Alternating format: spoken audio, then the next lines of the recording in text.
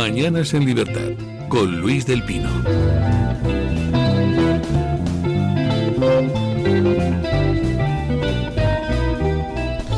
...8:31, 7:31 en las Islas Canarias. ¿Tienen ustedes comunidad de vecinos? No todo el mundo la tiene, ¿no? Pero quienes la tienen, pues hay veces que las cosas van bien. Si uno tiene suerte y tiene una comunidad en condiciones, pues oiga, eso es una maravilla. Luego en otros casos, pues hay comunidades que son un infierno. Y luego en la mayoría de los casos, pues hay comunidades que normalmente van bien, pero cuando la cosa económica se complica, pues afloran los problemas de convivencia entre vecinos. Es un rollo. Siempre lo de las reuniones de comunidad cuando hay malos rolletes entre vecinos se convierten en algo insufrible. ¿Tiene usted problemas de tesorería en su comunidad? ¿Tiene usted cuentas que no cuadran? ¿Tiene usted dudas sobre cómo se gestiona la comunidad? Bueno, pues en Audita tu Comunidad les hacen por solo 100 euros, pago único, sin compromiso ni cuotas posteriores, una auditoría indicando dónde pueden ustedes mejorar y les dan un informe personalizado, concreto, diciendo pues toque aquí, se podría hacer tal cosa. ¿Que se hace la auditoría y no se detecta ninguna posibilidad de mejora? Bueno, pues no se preocupen porque en ese caso no tienen que pagar nada. ¿Que se detectan posibilidades de mejora? Pues tienen ustedes el informe por solo 100 euros y a partir de ahí pues ya pueden ustedes empezar a trabajar. Porque lo más importante es al final que las cuentas cuadren para que la situación económica no se desmande y sobre todo para que la convivencia entre vecinos pues sea tranquila. Cuando las cuentas van bien, pues todo es más fácil, mientras que donde no hay harina, todo es mohina. Llamen ustedes al 632-124-963, 632-124-963 o soliciten información sin compromiso a través de auditatucomunidad.com. Soluciones reales para comunidades responsables. Vamos con la tertulia del día. Don Mario Garcés, ¿qué tal está usted? ¿Qué tal? Muy buenos días. Pues muy bien, muchas gracias. ¿Ya dispuesto para ese viaje a Ceuta? Dispuesto cuando haya que hacerlo. Venga, pues nos vamos usted y yo, nos alquilamos una patera y tratamos de entrar por algún sitio a ver qué pasa. Entramos a Tánger, directamente y ocupamos Tánger. Bueno, don Isaac Blasco, ¿se apunta usted al desembarco naval? Buenos días, la verdad, la verdad es que ninguna gana, ¿eh? No me seduce nada el plan. Pero usted ha estado en Ceuta muchas veces. He estado alguna vez, no, tampoco muchas veces, creo que 2, si no recuerdo mal. Lo que no conozco es Melilla, y dicen que Melilla es Cáceres y Ceuta Badajoz, con respecto a la estética. Ah, la estética. Melilla es bastante más bonita, es que no se me ofendan los ceutíes, pero... Bueno, ceutíes no se ofendan. Una ciudad mucho más, no sé, como más mediterránea y más turística o más planificada para recibir al visitante. Bueno, tenemos en estos momentos en Ceuta una situación explosiva porque se están multiplicando los avisos en las redes sociales marroquíes para una nueva avalancha el sábado. Al mismo tiempo, Rubén Pulido ha advertido a través de las redes sociales de que ha localizado un grupo de WhatsApp donde se está con 300 miembros, donde se está organizando un asalto para hoy en Melilla. Los servicios secretos italianos parece ser que advierten de que podría haber algún intento en Ceuta antes del día 15, antes del sábado. En fin, un follón de 3 pares de narices, mientras que en Ceuta, por supuesto, queda claro que lo que decía Marlaska de que solo quedaban 2.000, de los cuales 1.000 eran menores, pues es mentira. No hay más que ver los vídeos de cómo hay un auténtico ya campamento chabolista en las playas de Ceuta. Solo hay que escuchar a los ceutíes como advierten de que hay por encima de las 10.000 personas deambulando por la ciudad. Vamos, un caos que todavía no se ha corregido y que amenaza con empeorar. Bueno, la situación es explosiva y sobre todo es implosiva, porque una vez que permanecen cerca de 5.000 personas, una vez más, España es un país terrible, dramático, que no sabe contar. en los momentos más importantes de su historia ha sido incapaz de contar. Fuimos incapaces de contar los muertos que había en la pandemia. Somos incapaces de contar la gente que ha entrado y ha salido o que ha permanecido en Ceuta, ¿no? Pero la situación, ya para empezar, es un verdadero caballo de Troya. Tenemos 5.000 personas, se están produciendo agresiones sexuales, por cierto, reconocidas por las propias mujeres que están sufriendo las agresiones sexuales.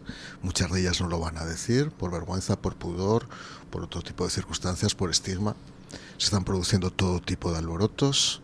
Ceuta ahora mismo es una ciudad que está sitiada por la incertidumbre. No hay nada peor que una ciudad sitiada y asediada por la incertidumbre, por las amenazas mismas de una población que no le corresponde. Además hay otro caballo de Troya móvil, que es el movimiento o la transferencia de minas al resto de comunidades autónomas, lo cual provoca además una reacción política en cadena. Las cosas no son fortuitas ni causales, sino que aquí todas tienen un efecto inmediato desde el punto de vista de la proyección de votos. Y luego, sobre todo, que por fin nos hemos enterado que la frontera de Ceuta y Melilla, las dos fronteras, son fronteras permeables, porosas, dúctiles, es decir, que puede entrar y salir quien quiera, que es una especie de parque temático de fin de semana. Y esto es terrible. Es terrible que un país tenga que reconocer que sus fronteras están al albur de que se organicen, bien con el apoyo del régimen de Marruecos o sin el apoyo. Evidentemente la versión que prima es la primera, con el apoyo implícito o explícito del régimen marroquí, que ahora mismo nuestra frontera esté, como digo, al abrigo de la voluntad de quienes quieran entrar. Esto no pasa en ningún país serio. No pasa en ningún país serio. Es verdad que tenemos una extrema debilidad cuando tenemos dos plazas en el norte de África, donde están rodeadas por todo un territorio magrebí, por todo Marruecos, pero hasta ahora no se había producido esta situación. Y luego hablamos de Italia, hablamos de Europa, hablamos del resto de países. Cada uno está jugando aquí un papel. Cada uno tiene su propio relato. Esto es un juego de, vamos a decir, de desequilibrios estables. Lo comentaba yo antes de que en el caso, por ejemplo, del rifirrafe Meloni-Sánchez, una de las razones de que de repente Meloni haya desenvainado la espada y tal, pues es que le está creciendo a la derecha otro partido que se llama Futuro Nacional, de un ex general de paracaidistas que fue eurodiputado con la Liga de Matteo Salvini y que ya está en algunas encuestas en el 7% y con un discurso muy duro en el tema migratorio, con lo cual Meloni tiene que elevar el tono en ese tema, ¿no? Pero al margen de estrategias políticas, a mí me parece un contrasentido para la ciudadanía, incluso para los que tenemos la obligación de estar un poco pendientes de este tipo de cosas, que se produzca una invasión, una agresión a nuestra soberanía y a nuestra propia seguridad en la frontera de Marruecos y que se llame a consultas por parte de Álvarez al embajador de Italia. Yo creo que eso, no sé, quiero decir, como planteamiento es muy complicado de entender. A mí lo que más me encona con respecto a la gestión que se está haciendo por parte del gobierno en cuanto a Ceuta, que es, ya sé que es tópico, pero es que estamos hablando de una ciudad tan española como Toledo. Así es. Es decir, es un territorio de soberanía española absolutamente indiscutible. Lo que más me encona, decía, es el cierre en falso y la falsa normalización que se pretende imponer sobre la vida diaria de 85.000 compatriotas. Yo creo que ayer fue bastante elocuente, ¿no? La manifestación de los ciudadanos de Ceuta, que fundamentalmente para mí supuso una llamada de auxilio al conjunto de España y al resto de España. No sé si vieron ustedes la conexión de Televisión Española con esa manifestación. Y en mitad de la conexión pues se cantó la canción del verano, Pedro Sánchez, sí, hijo de tal. Bueno, de varios veranos ya, ¿eh? De varios hits de los tres últimos. El PSOE de Ceuta está en una situación curiosa, porque claro, no tuvo más remedio que apoyar esa manifestación, pero el delegado del gobierno dijo que no acudía a la manifestación porque tenía otros compromisos, y la manifestación acabó cantando contra Pedro Sánchez, acabó manifestándose delante de la delegación del gobierno, contra el delegado del gobierno. Es un follón. Es que yo creo que fue un grito de protesta, digamos, dirigido esencialmente a quienes no está a la altura de las circunstancias, o deliberadamente no está a la altura de las circunstancias. Yo creo que eso es muy grave. Con respecto a los amagos o a los rumores sobre otra operación relacionada con una nueva invasión prevista el 15 de agosto, cuando sea. Yo tengo la sensación, y esto es pensar mal, pero creo que hay visos reales para sostener esta tesis. Yo creo que... ¿Cree usted que va a haber otra invasión? Sí, pero no la va a haber. Va a haber un amago cuando se desarbole, antes de que ocurra y de que la sangre llegue al río. Lo que se va a esgrimir por parte del gobierno de este país es que Marruecos es un socio más que fiable, que ha colaborado y que nos hemos anticipado y hemos aprendido de los errores. Yo creo que es lo que va a ocurrir. Que van a escenificar otra invasión para poder justificar el que Marruecos es Así bueno. Es. Yo sí tengo constancia. Pues está bien visto, oiga. ¿Sí? Tengo constancia, en cualquier caso, Luis, de que las fuerzas y cuerpos de seguridad de Estado, no puede ser de otro modo, y también las Fuerzas Armadas están haciendo lo que hacen los militares o lo que hacen los especialistas en seguridad, que es anticiparse y plantear escenarios. El escenario más factible, por lo que a mí me trasladan, es que Marruecos evidentemente cierre el grifo y no permita lo que ocurrió el pasado 30 de julio. Lo que pasa es que ese tipo de escenificaciones tiene un problema, y es que transmiten un mensaje, o a lo mejor transmiten el contrario, porque claro, si ahora se produce un intento de invasión y Marruecos es capaz de pararlo, pues toda la pregunta es: ¿y por qué no paraste el anterior? Evidentemente, ¿no? Evidentemente, pero es una pregunta que formuló incluso la ministra de Defensa. No lo hizo Santiago Abascal o Alberto Núñez Feijóo, lo dijo una miembro del gobierno de España, que además tiene competencias directas sobre la seguridad y la defensa de este país, y la ministra de Defensa sugirió a Marruecos que tiene que dar una explicación cabal e investigar qué ocurrió, lo cual es equivalente a proclamar que Marruecos es responsable, como todos sabemos, de lo que pasó el día 30 de julio en la frontera de Ceuta. A mí me parece muy interesante el hecho de que menos de 8 días después de la invasión, en Marruecos ya habían juzgado a 11 tíos por colaborar con la invasión. Sí, y faltó fusilarlos al amanecer. Sí, y habían condenado a 5 taxistas por llevar a gente hasta la frontera. Y dices, oiga, pues hacen falta muchos taxistas para llevar 80.000 Pero fíjate, tíos, eso, antes, si me permite, Mario, que me anticipe, eso... esa dinámica, es decir, esa celeridad, evidentemente carente de garantías jurídicas, da cuenta de qué es Marruecos. Sí. Una república, bananera, o una monarquía absoluta, que para el caso es lo mismo. Sí. Yo por intentar hacer una reflexión sobre, intentando aplicar un sentido común, que desde luego aplicarlo en estos casos puede ser complicado, ¿no? Porque no me puedo meter en la cabeza del rey alawita, no lo sé. Porque hay demasiados intereses cruzados y demasiadas referencias que a lo mejor condicionan los movimientos que puede hacer Marruecos, ¿no? Pero si yo fuera en condiciones normales en los últimos 40 años Marruecos, a mí no me interesaría invadir permanentemente Ceuta y Melilla. A mí no me interesa. A mí me interesa escenificar que lo puedo hacer. Es decir, que lo que ha pasado, volver a repetirlo sistemáticamente de manera recurrente, con el objetivo de demostrar que sois una parte frágil y que estáis en un hilo constantemente. ¿Por qué digo que no interesa? Digo desde una perspectiva cabal. Evidentemente, si ya entramos en el mundo del fanatismo, en el mundo de la locura, yo de la insania, yo ya eso no lo controlo. Y puede ocurrir, puede ocurrir que haya guerras internas ahora mismo, dentro de la familia alawita, por una posible sucesión, que yo ignoro. ¿Pero por qué no? Porque eso provocaría una serie de reacciones. Lógicamente, todos los agentes internacionales tendrían que reaccionar ante una ocupación permanente de Ceuta y Melilla. España tendría que reaccionar, y tendría que reaccionar militarmente. Pero ¿y Europa? ¿Y la OTAN? ¿Le interesa a Marruecos, Estados Unidos? ¿Le interesa a Marruecos realmente poner una situación límite a todos los agentes internacionales? ¿O más bien lo que le interesa es asustar y decir, no sois nadie?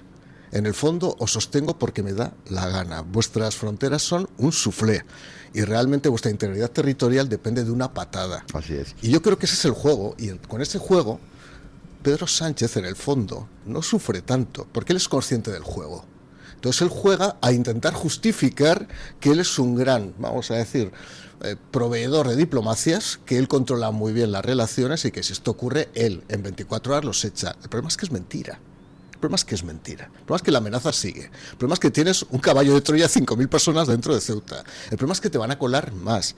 El problema es que es un goteo diario. Y eso no ponemos solución. Porque ¿qué hubiera sido lo normal en un país sensato? Pues que se hubiera montado un plan Ceuta-Melilla urgentemente con el objetivo... Pero si es que existe desde el año 21. Sí, no. Bueno, vamos a ver, la recomendación, aprobado, por el Consejo de Seguridad Nacional. Sí. Hay un plan específico esbozado en la Estrategia de Seguridad Nacional del año 2021, aprobado por el Consejo de Seguridad Nacional y validado en el Congreso de los Diputados, para proveer de un plan específico e integral para Ceuta y Melilla, que no se ha aplicado. Pero que no se ha aplicado, y que lo primero que debería constituirse es en la construcción de unas fronteras que sean efectivamente, eficaces. esencialmente ese plan o esa iniciativa se dirige más que a proveerse de una defensa o de un refuerzo de la protección de carácter militar y policial, fundamentalmente se dirige a desmantelar la estrategia de asfixia económica que Marruecos tiene planteada sobre las ciudades autónomas. Por ejemplo, con la no apertura de la aduana de manera sistemática, pese a los múltiples compromisos de Marruecos para que la aduana de Melilla se abriera, cosa que no se ha producido. Fíjate la antinomia, la contradicción que hay entre Gibraltar y Ceuta y Melilla. Gibraltar tiene un régimen especial económico, tiene una aduana especial, tiene un sistema tributario y de excepciones fiscales y económicas. En el caso de Ceuta y Melilla, no. ¿Qué ha pasado? ¿Por qué no hemos constituido a Ceuta y Melilla como una zona económica de desarrollo económico, con privilegios económicos? ¿Por qué? Porque Marruecos no querría. Evidentemente. Pues es el gran problema, que vivimos en un desequilibrio permanente. Pero porque vivimos acomplejados. Porque vivimos en la acomplejados, relación claro. de vecindad. Y durante 50 años, porque ha sido todo. Así es. Eso es así, es una realidad. Y además las relaciones bilaterales con Marruecos solamente se pueden analizar desde el punto de vista doméstico en la sociedad marroquí y en el gobierno de Marruecos. Por ejemplo, es una evidencia, y eso lo saben nuestros servicios de información, que desde las mezquitas se dirige a la sociedad marroquí. Y eso tiene mucho que ver con la desde las mezquitas marroquíes a la se sociedad. alecciona y aquí en España también. Y además se solidifica, digamos, la adhesión a un régimen absoluto o absolutista como es la monarquía de Mohamed VI. Eso lo sabe perfectamente la policía y las Fuerzas Armadas españolas. Quiero decir, esas advertencias son una constante para nuestra clase política o nuestra clase gobernante. Otra cosa es que no conviene o no se quiere ver la realidad, pero la realidad es que Marruecos es un vecino incómodo con quien, en mi opinión, hemos desarrollado, como bien dice Mario, desde hace muchísimas décadas, una relación de vecindad acomplejada. Yo lo veo así. Y no entiendo a qué se debe ese complejo, porque realmente quienes tenemos la sartén por el mango en todos los órdenes somos nosotros. Pero sin ninguna duda. Marruecos depende de nosotros para el tránsito de sus Pero sin ninguna duda. Y es que además, Mario lo ha citado, ¿tú crees que los socios occidentales, incluido Estados Unidos, piensan que Marruecos es un país de mayores garantías democráticas o, digamos, de homologación en estándares de todo tipo, de desarrollo, que España? En absoluto. En absoluto. Con Marruecos no se puede ir ni a la vuelta de la esquina. Pero porque no es una sociedad fundamentada en un sistema democrático. Es tal cual. Un momento. Ahí tengo una objeción. Vamos a ver, dice, vamos a ponernos en la piel de Trump.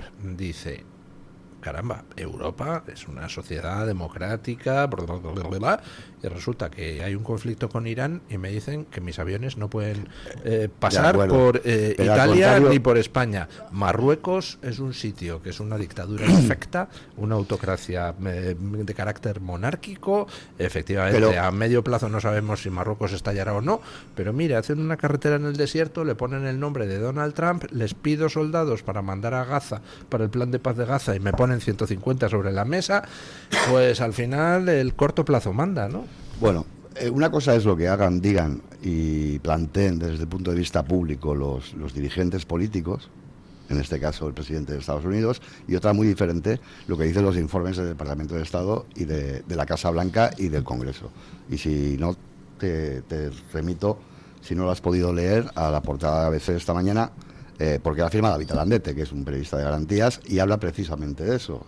Revela una serie de informes del Departamento de Estado en el que se habla o se significa, digamos, se significan las deficiencias democráticas de Marruecos y la escasa fiabilidad con respecto a España. Más allá, como bien dices, de estrategias políticas, de soflamas de unos y otros, de planificaciones absolutamente ideologizadas como la de Pedro Sánchez de convertirse en anatema internacional de Trump por una cuestión evidentemente electoralista, etcétera. He visto que ha publicado usted hoy en Voz Populi una noticia un tanto intrigante y un tanto críptica para mi gusto. Sí, porque dice, ya sabemos que solo se ha producido una dimisión en España, un cese en España por la crisis de Ceuta, que ha sido el cese de quien era la jefa de prensa del Departamento de Seguridad Nacional, que se le ocurrió cometer el pecado de dar una primera cifra de la invasión. 49.000 tíos han entrado, cuando el gobierno estaba intentando minimizar el asunto, y entonces la han fulminado. Así es. Pero dice usted que ya estaba en el punto de mira de presidencia del gobierno desde hacía un año esta jefa de prensa. Pero no ella por ser ella, sino por la cuerda a la que pertenece. Correcto. Y por lo que representa. Es decir, por precisar, esa información la tuve que actualizar ayer por la tarde a última hora porque ya ha sido reintegrada en su destino esta persona. ¿Otra vez como jefa de prensa? En pleno agosto. No, en su destino original, ella es funcionaria del Ministerio de Defensa. Pidió que ser reintegrada en su anterior destino, porque esto es una especie de comisión, un servicio especial que se llama, destinada en la Moncloa, el Departamento de Seguridad Nacional, que depende de Presidencia del Gobierno, y ya ha vuelto a su destino. Una cosa, tiempo récord. ¿Por qué? Porque la escandalera que se ha montado, evidentemente, ni el Ministerio del Interior ni el jefe de gabinete de Moncloa, que fue el que dio las malas noticias a través de la directora del DSN, del Departamento de Seguridad Nacional, me da la sensación de que no previeron la polvareda que se levantaba. Lo que ocurrió con respecto a esta persona hace algo más de un año es que Moncloa no quiere, ha establecido un cerrojazo informativo con respecto a las actividades del Departamento de Seguridad Nacional, que en mi opinión corre riesgo actualmente de convertirse en algo ornamental y sin la eficacia que ha tenido tradicionalmente. A mí me parece una instancia especialmente importante para la seguridad y la defensa de este país, y sobre todo para la anticipación de para anticiparse a contingencias imprevistas, como por ejemplo quedó demostrado con la pandemia, con la propia guerra de Ucrania, etcétera. Esa utilidad se está empezando a perder por la decisión de Moncloa no solo de tutelar políticamente y de ingerir desde el punto de vista político en una entidad interministerial que funcionaba como un reloj en la época de del general Miguel Ángel Ballesteros, sino de desvirtuar de algún modo las actividades o la funcionalidad del departamento, esencialmente estableciendo un control sobre la información. Necesita Sánchez controlar toda la información que sale del gobierno, ¿no? Así es, y eso llevó a que desde Presidencia del Gobierno se instara a que la sana costumbre de que la jefa de comunicación estuviera en las reuniones estratégicas para coger contexto sobre las cuestiones que se ventilaban, desapareciera de esas reuniones. Pues qué bien, qué alegría. Tenemos un gobierno que controla toda la información, falsifica todas las estadísticas que le da la gana. Falta que nos nombren a Laurenti Beria, secretario de Comunicación. Sí. De todos modos, el control de la información es un clásico, ¿no? En los gobiernos es un clásico, y sobre todo no solo la información, sino el relato. Ahora mismo es tan importante controlar los datos, que no haya termitas, que no supure una información donde no debe supurar. Y más en un gobierno que está muy tocado. Es decir, en este momento puede haber determinadas porosidades informativas que no controlen. Y eso es una cosa que deberían hacer. Una cosa que no es que sorprenda, porque es habitual en este país, es la capacidad que tienen los políticos de desaparecer en el mes de agosto. Tenemos una de las mayores crisis territoriales, o la mayor crisis territorial de las últimas décadas, y está todo el mundo de vacaciones. Es absolutamente infumable. Es que son imvotables. No tiene un pase. Son no imvotables. Tiene un pase, y además la prensa internacional... Todo el mundo digo, la inmensa mayoría son imvotables. Porque cuando tienes la mayor crisis están desaparecidos o aparecen en actos homenajes de no sé quién ahí perdidos a sabiendas de que es el acto que te vean en un momento determinado. Cuando tú asumes un cargo político asumes las cargas, nunca mejor dicho el juego lingüístico de carga. No, vamos, yo te aseguro que no tuve veranos y si tenía 1 o 2 semanas, y bien que lo sabes, que era una desesperación, sobre todo trabajando con Ana Pastor era una desesperación porque no había vacaciones de ninguna manera, ¿no? Pero la realidad es esa. Cuando tú tienes una crisis... ¿Por qué dice que él lo sabe? No, porque ha vivido, porque la ha conocido en muchas situaciones, la ha conocido en muchas situaciones que hemos vivido, y situaciones y crisis de todo tipo, ¿no? Me acuerdo el accidente de Angrois nos hizo estar en el mes de agosto sin trabajar, y así me refería a ese episodio. Estuvimos trabajando, yo qué sé, o Lorca, a mí me tocó ser comisionado para la reconstrucción de Lorca y estuve 3 veranos acercándome a Lorca, y esa era la realidad hasta que eso se levantara. Con la fresquita, ¿no? Con la fresquita de Lorca, que ahí desde luego sudabas la camisa y la americana. Pero, ¿qué ocurre? Vamos a ver, yo quiero verlo esto en términos de continuidad o no continuidad. ¿Esto va a continuar? ¿No va a continuar? Creo, es esto en términos de lógica, porque aquí la lógica a veces, gobernando Trump en Estados Unidos o gobernando la familia Lagüita, la lógica a veces es evanescente, no sabes qué va a ocurrir, ¿no? Pero en términos de lógica es que esto, lo normal es que amaine, que se vaya reduciendo la presión. Pero ahora mismo esa presión existe, ya digo, y hay un caballo de Troya en Ceuta, y hay un riesgo en Ceuta y Melilla, ¿no? Pero normal es que amaine. ¿Por qué? Porque creo que Marruecos lo que ha hecho es un simulacro. Entonces, como cuando se hacen simulacros en los edificios públicos y privados, venga, vamos a hacer un incendio a ver cómo responde todo el mundo. Y responde, venga, pues la gente sale por aquí, sale por allá, pero a la hora vuelve a sonar la sirena, venga, todos para adentro. Esto ha sido un simulacro con varios avisos. Es previsible que el año que viene haya un nuevo gobierno en España. Sí, yo creo que por ahí va. Y es el simulacro. ¿Y qué va a hacer el nuevo gobierno? Es una advertencia. Es una advertencia. Yo creo que está sometiéndonos a determinadas... Lo decía muy bien el otro día Margallo, ningún movimiento de Marruecos es fortuito. Todo movimiento suele ser un aviso. Ojo, en la historia de Marruecos, en la historia del Magreb, en los últimos siglos, cada vez que Marruecos se ha movido, era con una advertencia, a ver cómo reaccionáis. Igual fue el caso de Perejil. Perejil fue una advertencia. Sabían que no iban a estar ahí ocupando un islote más de un día o 2. O sea que luego la salida fue fácil, fue una operación policial militar. Era un testeo, a ver cómo reacciona el gobierno, ¿no? Y aquí igual, pero con un matiz. Marruecos siempre reacciona cuando se toca el tema del pueblo saharaui. No nos olvidemos que es un tema que no está en el foco. Hace 3 o 4 semanas, ya empieza a pasar el verano, ya se me va olvidando, pero 4 o 5 semanas, se votó en la Comisión de Justicia del Congreso de los Diputados la concesión de la nacionalidad a los descendientes del pueblo saharaui. Es un factor relevante. Y es un factor muy relevante para Marruecos. Marruecos, cada vez que ha ocurrido algo con el pueblo saharaui, que es una especie de reconocimiento de nacionalidad o de derecho de identidad por parte de España, reacciona. A nosotros nos puede pasar desapercibido eso. Quiero recordar lo que pasó también cuando Pilar Alegría, siendo delegada del gobierno en Aragón, facilitó el acceso del Yayo Ali, para que fuera operado, intervenido durante la pandemia en Logroño, que fue una cosa también de estas maravillosas que ha conseguido hacer el Partido Socialista Obrero Español, ¿no? Por tanto, no desviemos tampoco la atención porque ¿por qué no lo hicieron en febrero? ¿Por qué no lo hicieron hace un año? Cuidado, porque aquí se han concatenado determinados factores y conforme, yo creo que ha sido una especie, ¿queréis nietos saharauis? No os preocupéis que os envío a mis nietos, os envío a 80.000 nietos marroquíes para que los tengáis en Ceuta durante un tiempo y a ver cómo disfrutáis de ellos, ¿no? Así es, la clave saharaui es importantísima, como dice Mario, pero es que además Marruecos necesita señuelos sociales, es decir, necesita reivindicaciones permanentes y consolidadas, y una de ellas evidentemente era la soberanía sobre el Sáhara. Una vez en proceso de consolidación esa anexión territorial de la antigua colonia española al conjunto de Marruecos, la próxima, y será, yo creo que el leitmotiv probablemente del nuevo monarca, Mohamed III me parece que es, ¿no? Sí. Va a ser Ceuta y Melilla. Si es Mohamed, será séptimo, ¿no? Digo Mohamed Hassan III. Va a ser Ceuta y Melilla como territorios a conquistar, no tengo ninguna duda, y luego vendrán las Canarias, pero eso creo que no lo veremos.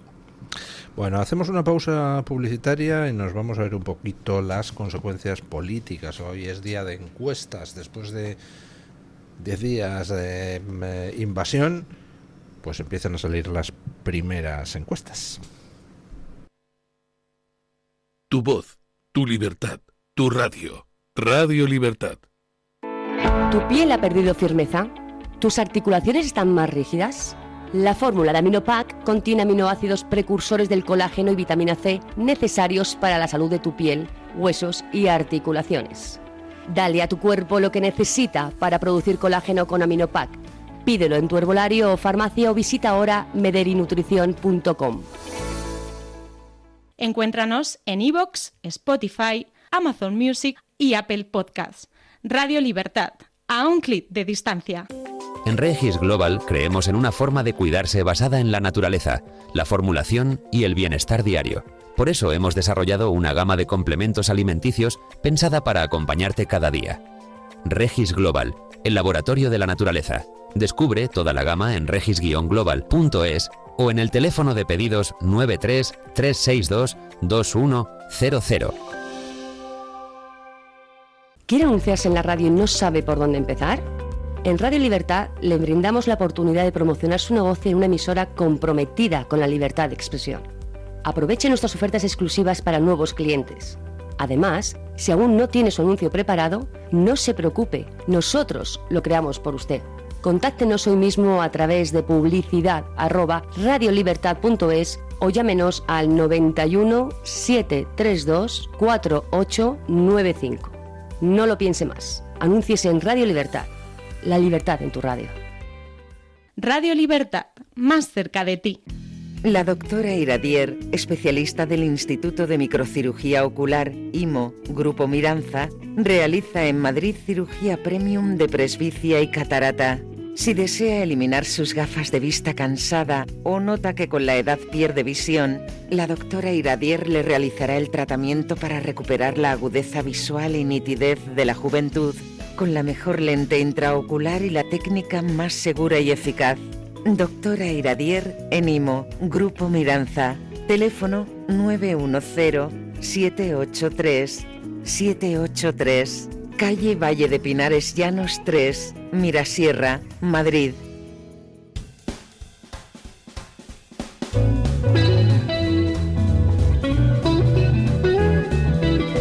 Mañanas en Libertad, con Luis del Pino.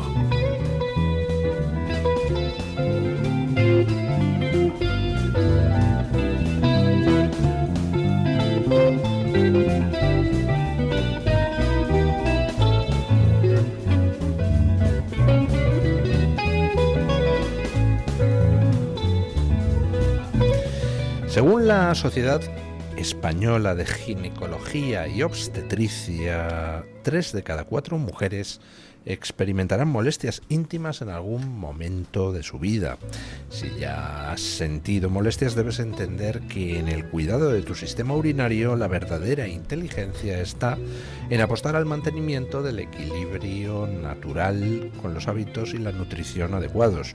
Como parte de esa estrategia saludable llega Paracis de Mederi Nutrición, un complemento natural formulado con ingredientes como el arándano rojo, la calabaza o la galluva, que apoyan tu bienestar íntimo, ayudando a mantener tu vejiga y su funcionamiento en condiciones normales. No esperes a que tu cuerpo te dé un aviso. Confía en Paracis como tu aliado íntimo. Encuéntranos en mederinutrición.com o consulta en tu farmacia o parafarmacia de confianza. Paracis es de Mederi Nutrición. Bueno, después de unas semanas de sequía demoscópica, pues nos desayunamos hoy con 3 encuestas distintas. Tenemos encuesta de leptomanía, encuesta de sociométrica para el español y encuesta de, me parece que es amalgama métrica para la razón. De NC Report para la razón. Amalgama trabaja para nosotros. Sí, la amalgama es para Voz Populi. Y básicamente, pues las 3 encuestas coinciden en 2 cosas fundamentales. Uno, que se sigue hundiendo el Partido Socialista. En alguna de las encuestas estaría ya en 103 escaños, es decir, a punto de perder los 3 dígitos en los sondeos, al mismo tiempo que sus socios a la izquierda también se hunden. Y la segunda cosa en que coinciden las 3 encuestas es que entre el Partido Popular y Vox, pues están están entre los 200 y los 210 diputados.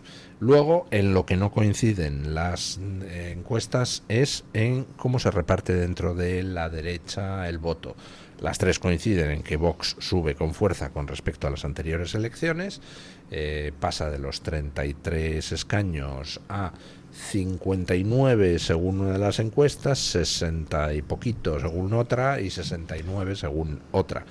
Mientras el Español le da 57, 57, perdón. Deja, vamos, es una subida muy sustancial, pero es la que menos otorga. 33 pasaría a Vox. 57, 60 y poco o 69 según las tres encuestas, y el Partido Popular en la de electomanía bajaría un poco con respecto a las anteriores elecciones, mientras que en la de NC Report estaría en 145 escaños, 8 más que en 2023, y según la del Español en los 149, 150, es decir, 13 más que en las de 2023.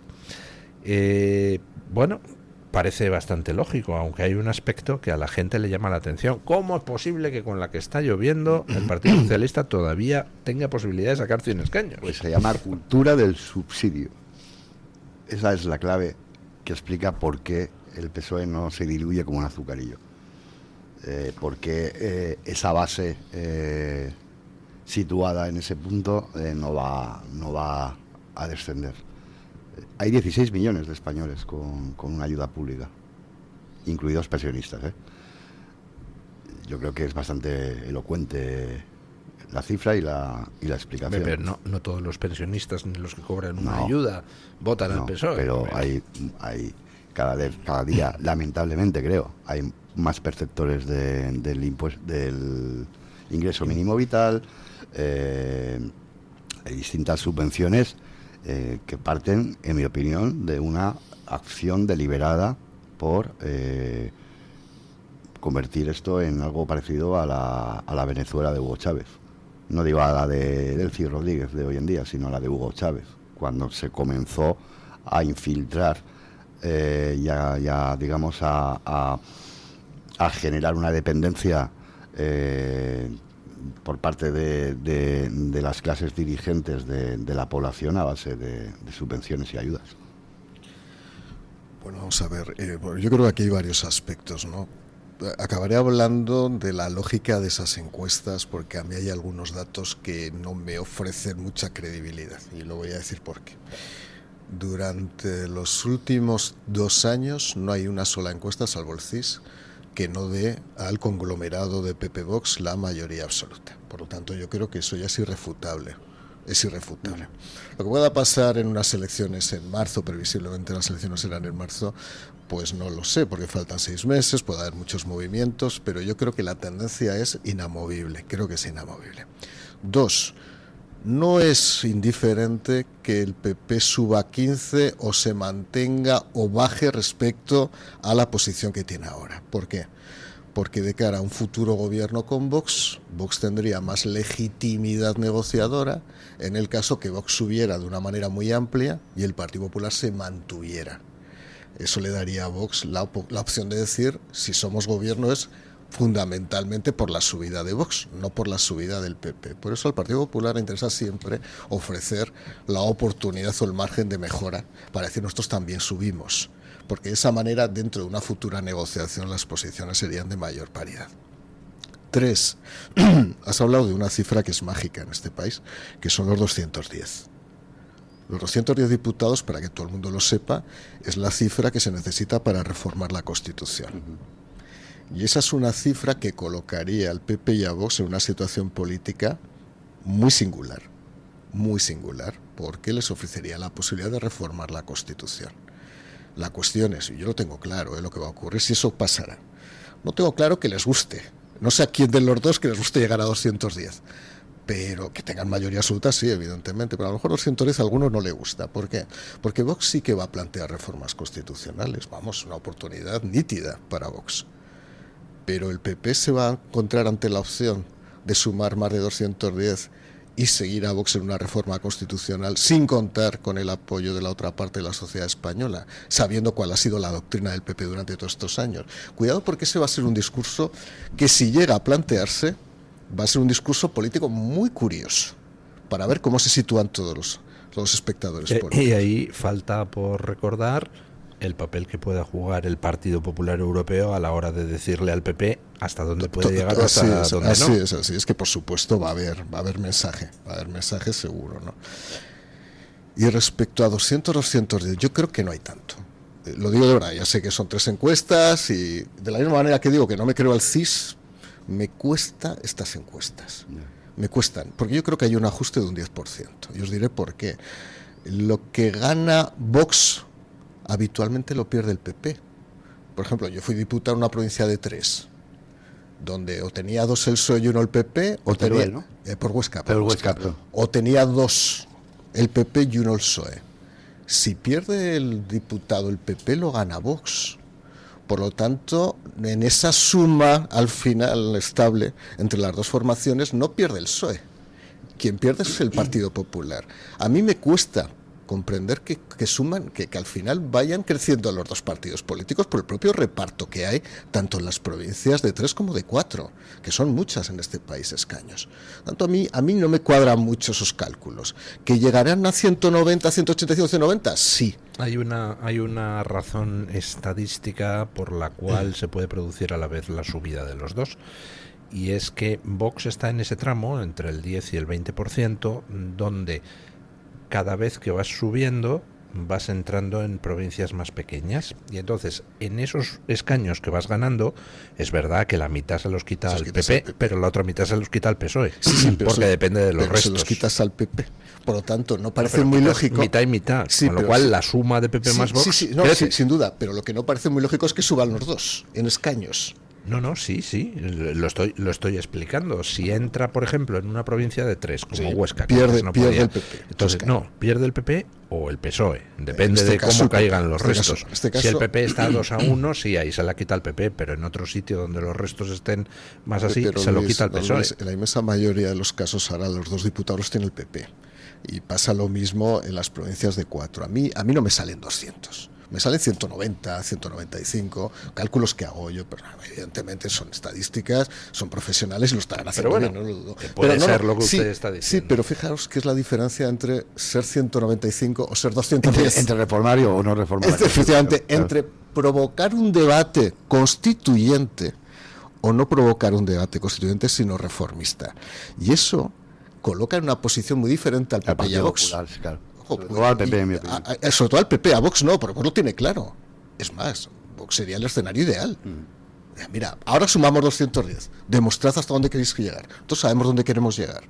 Pero al PP le colocaría en una situación muy difícil. Por lo tanto, cuidado con esos 210. Que ojalá se llegara a esos 210.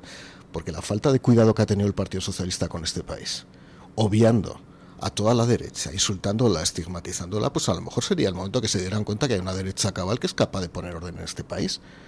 Pero yo no sé si al Partido Popular, y lo digo de una manera abierta y serena, como lo he dicho siempre, le interesa o no le interesa llegar a 210, no lo sé. Bueno, también hay algún dato en la parte opuesta que a mí me llama mucho la atención. El 30% de los encuestados de la encuesta del Español cree que Sánchez va a continuar.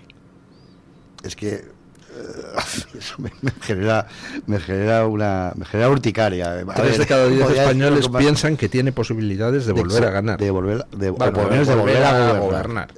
Fijaos, es que yo creo que hay una opción que no descarto, es que gane el PSOE, pero no gobierne. Cuidado con esa opción. Si el PP, y ya digo que el juego de compensaciones no es tan básico, no es tan neutral, si el PP baja, ahora suben todas estas encuestas, veremos.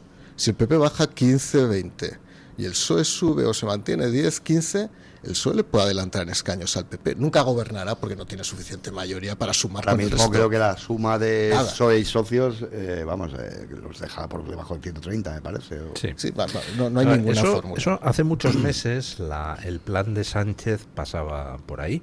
Es decir, a Sánchez le convenía, suponiendo que la derecha, el conjunto de la derecha sube, pues le convenía que subiera más Vox que el PP y tratar de quedar un escaño por delante de Feijóo para jugar una última carta, que sería decir: Ursula von der Leyen, Merz, Weber, oye, que he ganado yo las elecciones y Feijóo pretende ser presidente siendo segundo con el apoyo de Vox. No vais a consentir que la extrema derecha condicione este país, ¿no? Y jugárselo a esa carta. Pero eso era hace muchos meses, hace un año. Ya ahora las encuestas no le dan a Sánchez como para quedar un escaño por delante de Feijóo, ni de palo. Ni su propia reputación. Yo fijaos, yo en eso... Eso está bien visto, sí, señor. Yo en eso tengo mis dudas. Lo siento y lo vengo manifestando en las últimas semanas. Creo que los activadores de voto sociológicos de la izquierda les funcionan de una manera rápida. Cuando ellos pretendan representar, lo van a hacer constantemente, que va a haber un gobierno con un presidente Feijóo y un vicepresidente Abascal, eso va a ser un activador de voto. Va a ser un activador de voto, pero de verdad, o sea, yo conozco, y lo hablábamos el otro día en esta tertulia, conozco a gente de izquierda, periodistas de izquierda, gente de toda la vida: Mario, esto es impresentable, no aguanto un día más. Bueno, tú lo sabes. Esto es una cosa que luego ellos evidentemente lanzan el humo que pueden en las tertulias y todo lo que hacen. Pero yo estoy convencido que esos van a acabar votando al Partido Socialista Obrero Español, la mayoría. Porque los conozco, porque ya pasan otras situaciones. Porque no se perdonarían facilitar, aunque sea con su abstención, un gobierno de la derecha.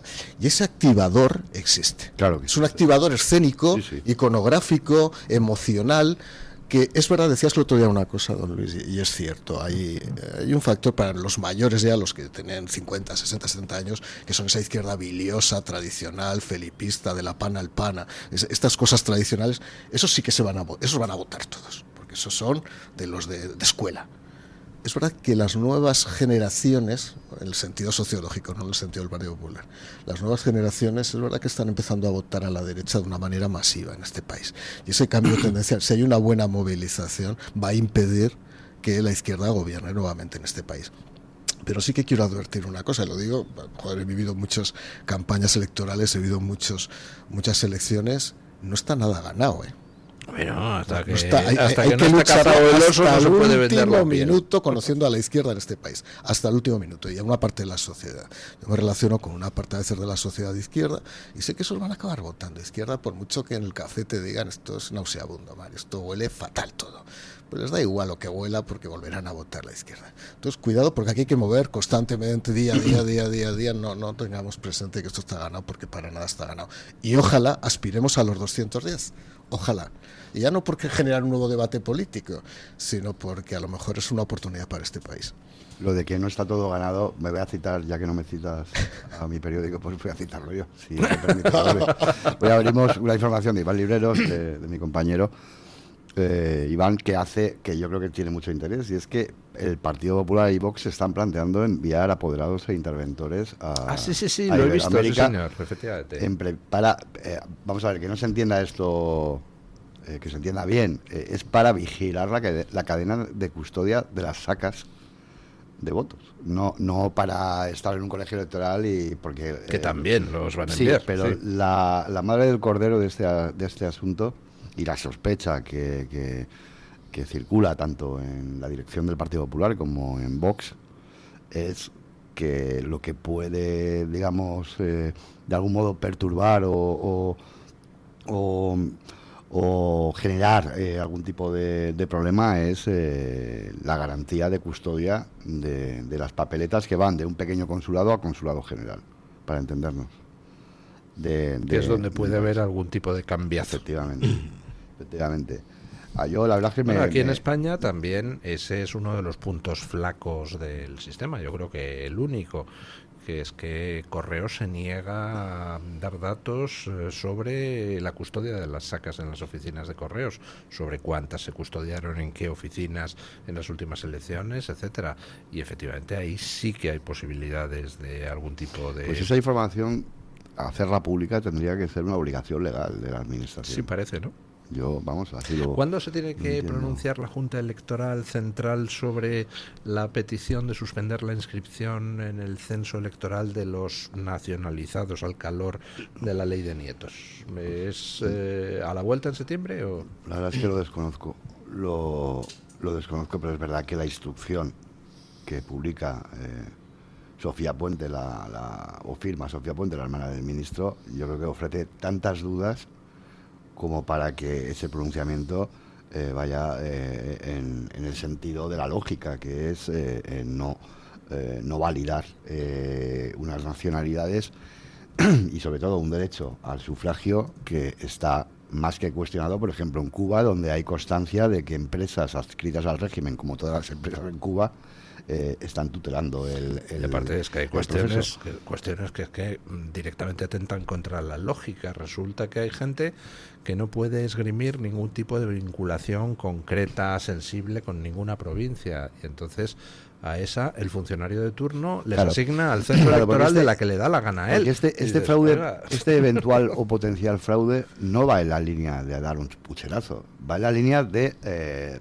digamos, reconfigurar el mapa electoral, que es muy diferente por esas operaciones de las que hablaba Mario en ciertas provincias, por donde cae el voto de acuerdo con los restos, por ejemplo, o donde se decide un diputado en función de los restos que hay en disputa. Yo quiero recordar, a ver, que no me falle la memoria, que en las elecciones del 23 Pedro Sánchez tenía una cena como presidente de turno de la Unión Europea que ofrecía como anfitrión en Bruselas a mandatarios del Caribe y de América Central. Una cosa muy institucional. Estábamos en plena campaña electoral. Había un diputado en disputa, los dejó completamente colgados de la brocha, delegó en no me acuerdo quién, y se fue a Teruel a dar un mitin, a disputarse con un mitin ese diputado. Lo ha dicho Mario, está todo por ganar, y esas cosas es las que yo creo que el Partido Popular tiene que aplicarse de una manera absolutamente seria si quiere obtener el resultado que todo el mundo apetece. En los últimos años, hasta donde yo recuerdo, y me puede fallar la memoria, solamente ha habido 2 casos que se ha decantado la plaza de diputado por razón del voto en el extranjero. Uno fue Bea Fanjul como diputada por Vizcaya, que por los votos del voto inicialmente no había salido, y luego por el recuento del voto extranjero salió, y luego, si no recuerdo mal, Carlos García Danero en Madrid en las últimas elecciones. Creo que son los 2 casos que yo conozco, al menos del Partido Popular, y creo que han sido los más recientes, ¿no? Alguien dirá, no, joder, pero si es que no tiene prácticamente impacto. Por cierto, una anécdota que no es anécdota. ¿Cuál era la compañía aérea que traía las sacas de los votos de Perú a España? Era Plus Ultra. ¿Sí? Era Plus Ultra. Con los pocos aviones que tenían y las era Plus Ultra. Era en Perú y no sé en qué otro país, que era donde operaba. Era la compañía que traía la saca. No digo por ser dar otro dato de información. El otro sería Venezuela, claro. El otro debía ser Venezuela. Debía ser Venezuela y Lima, ¿no? Y Caracas. Y Perú. Alguien dirá, bueno, pues si no tiene impacto, ¿qué es lo que está diciendo el Partido Socialista Obrero Español? Si esto es una cosa menor. Era una cosa menor hasta ahora. Pero ahora ya no. Si de pronto introduces en una saca electoral, en una base dentro de lo que es el censo electoral, a más de 1 millón de personas que están agradecidos y que vas a operar sobre ellos una campaña permanente de sensibilización y de devolución, es una especie de do-des, yo te doy la nacionalidad, tú me das el voto, porque evidentemente va a haber una campaña sistemática de la Secretaría de Estado para Iberoamérica, una relación especial con el presidente del gobierno desde el punto de vista político y personal. Oye, pues a lo mejor están ahí permanentemente de gira para intentar... No, de eso hay constancia, Mario, de que dirigentes del Partido Socialista están sobre el terreno batiéndose el cobre para ir preparando... Captar y para preparar toda la logística. Ya no solo Paco Salazar, que anda por ahí haciendo las Américas, sino mucha gente responsable internacional del Partido Socialista ha estado en Cuba y eso lo hemos publicado, y en varios países de Iberoamérica de manera ¿Quién es el responsable? No recuerdo ahora mismo el nombre, es el secretario ejecutivo de Política Internacional. ¿Pero mismo estilo que Paco Salazar? No. Debe ser peor. Porque yo la verdad es que Paco Salazar no le conceptúo precisamente como un James Bond de la vida. El señor Barragán, ¿no? de la política, ¿no? Pero conoce bien Iberoamérica. No lo dudo, pero como haga algo mínimamente ilegal, le pillamos. Bueno, creo. Bueno, me han contado cosas de Paco Salazar, andanzas en Colombia, pero hablo de hace mucho tiempo. Vale, prefiero no ya, reproducir por respeto a los vale, oyentes. bien. Un clásico. No nos metamos en esas honduras, que además no está presente nuestro abogado, ¿no? Bueno, vamos a ver qué es lo que pasa en las siguientes elecciones. Tenemos, dice aquí este señor que está situado a mi derecha, geográficamente hablando, no pretendo implicar ninguna otra cosa. Eso me pasó a mí yo modelé en Valencia cuando era delegado, perdón, la interrupción, una conferencia aburridísima de un debate entre ingenieros, yo no entendía nada, y había dos a mi derecha y uno a la izquierda, y entonces al más alejado a mí dije a mi extrema derecha y No le gustó. no le gustó demasiado. Bueno, pues dice este señor aquí situado a mi extrema derecha que las elecciones son en la primera o segunda semana de marzo. Tú estás ¿Usted en está el de acuerdo? extremo centro ahora Yo mismo. estoy ahora en el extremo centro, es lamentable. ¿Quién te avisa y quién te ve? ¿Cómo llega la gente aquí? Pues degenerando. Que decía que el torero, devenido en gobernador civil. ¿Usted cree también que van a ser? Yo en creo que es una marzo? opción bastante verosímil, pero con Pedro Sánchez nunca se sabe. Sí, no, con Pedro Sánchez puede Bueno, ser a mí convocatoria mañana o yo qué sé, en 2029. Después yo sé que hay una instrucción, ya sé que esto es muy recurrente, pero es la verdad. Sé que hay una instrucción en el Ministerio del Interior de tener un operativo policial asimilable o equiparable al que se despliega en unas elecciones generales. Para esas tenerlo, fechas. por si acaso. Esa instrucción está dada desde, que yo sepa, desde noviembre. Ahí. Perdón, desde noviembre, desde febrero. Desde febrero febrero de este año. A ver, lo que ronda en Moncloa ahora mismo, la idea que ronda es convocar nada más empezar el año 2027. Por lo tanto, nos iríamos a la primera o segunda Claro, semana es que de debe, marzo. de hecho debe convocar a principios de enero, claro. A él le interesa convocar antes de las Disolver las elecciones Cortes, municipales, claro, eso. porque si no va a destrozar todo. Él sabe que no puede.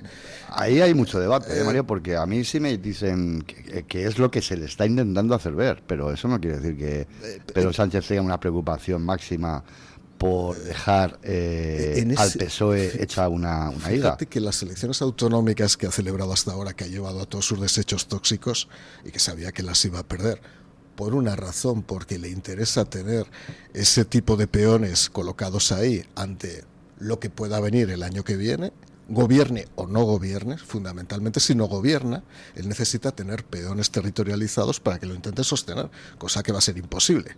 O sea, Pedro Sánchez en el momento que no gobierne es un cadáver político en 24 horas, no os engañéis, en 24 horas. Porque la gente va a dejar de tener el poder, pierden los cargos en la administración del Estado, en las empresas públicas, los asesores, van cayendo todo, y yo lo he vivido eso. Esto es un juego de naipes que se derriba, y no va a tener ni un solo apoyo. Y además tiene muchos enemigos internos. Y va a perder control de los medios de comunicación, de los pocos que tiene. O sea, eso va a ser una baraja que se cae inmediatamente, ¿no? ¿Cuál es el problema ahora? Que no puede destruir la poca base que le queda, que son algunos ayuntamientos, muy pocos ayuntamientos. Y alguna diputación. Y alguna diputación. Sí. O sea, tiene que intentar jugar ya con eso, que es muy poco. Es una especie de partida de ajedrez donde te quedan, nunca mejor dicho, 2 o 3 peones que mover para intentar cubrir al rey. Es que no tiene otra cosa. Entonces, ya si mata eso, va a llegar solo, completamente solo, con su fuerza natural y con su desparpajo natural y su impudicia natural a unas elecciones, con su desahogo. A ver, porque él es un jugador, cuidado, yo creo que hay una parte de la oposición que no ha entendido nunca a Pedro Sánchez, no lo ha entendido, y me refiero en este caso al Partido Popular, para que no haya ningún problema, o para que haya todos los problemas del mundo. Él es un jugador, y ante un jugador tienes que saber jugarle. Él se divierte. ¿Vosotros creéis que él tiene algún sufrimiento, está experimentando algún sufrimiento con el tema de Ceuta y Melilla? Ninguno. Y no por esa aparente psicopatía, sino porque en el fondo piensa, y cuidado, a pesar de esas encuestas, de que esta crisis no la ha perjudicado. Y que incluso en el corto plazo le puede beneficiar. Le puede beneficiar. Entonces, cuidado con este tema. Yo creo, por lo que a mí me cuentan, que todo se dirige, ya digo, a convocar elecciones después de Navidad, es decir, aparecer ya con la noticia después del discurso del rey, él será el que haga el discurso el 7 o el 8 de enero diciendo convoco elecciones. Y entonces en ese momento que vayamos a unas elecciones en marzo. Decía antes, no está todo ganado. Para nada está todo ganado. Ahora vienen 6 meses muy duros. Es verdad que él tiene una situación, desde el punto de vista judicial, muy problemática. Es verdad que no va a favor de él el calendario ni judicial ni político, pero él es capaz de crear activadores, insisto, de voto para intentar movilizar a un votante que ahora mismo está muy cabreado, pero que es capaz de volver a votar. Él no lo veo, de verdad que no lo veo, y algo conozco ese entorno, no lo veo muy fastidiado, ¿eh? Es verdad que me diréis, no, es que le da igual todo y le da igual, es capaz de llegar al matadero sin enterarse que llega al matadero. No, sí se entera, claro. Sí que se entera, cuidado, porque le va la vida en ello. Entonces yo no lo veo tan preocupado, y eso me preocupa porque él es un jugador, por tanto habrá que saber jugar y saber jugar bien. Primer error es irse de vacaciones, parte de la oposición, el año antes de que haya unas elecciones. Tenía que estar todo el mundo aquí. Pues pausa publicitaria y vamos a hablar de la oposición. Vox ha puesto sobre la mesa que se le enjuicie por traición. Pausa y lo comentamos. Tu voz, tu libertad, tu radio. Radio Libertad. En 1935 se fundó el que sigue siendo un referente en el tratamiento hospitalario del enfermo mental. En Málaga, el Hospital Psiquiátrico San Francisco de Asís. En 2005 se complementó este hospital con la Comunidad Terapéutica San Antonio. Infórmese en el 952 2014 64 o en www.hospitalsanfrancisco.com.